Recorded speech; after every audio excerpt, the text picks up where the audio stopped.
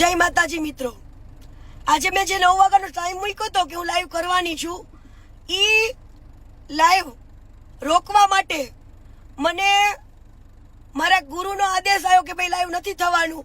એટલે ગુરુનો આદેશ ઈ મારા કહેવાય ને શિરોમણી છે.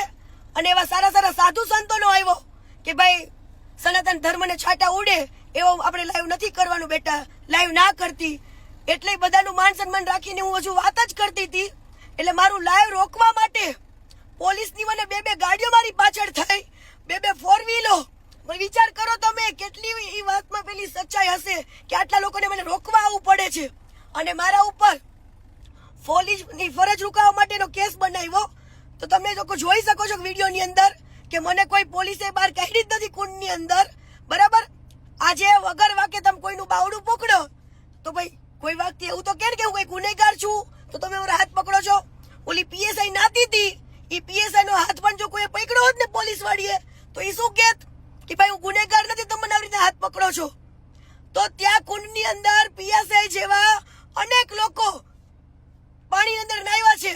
તો કીર્તિ પટેલ ઉપર એક જ ફરિયાદ કેમ ભાઈ મારું લાઈવ રોકવા માટે આટલું પોલીસ કેમ મારી પાછળ પડી છે, મારો પીછો કરે છે હાલની અત્યારે હાલમાં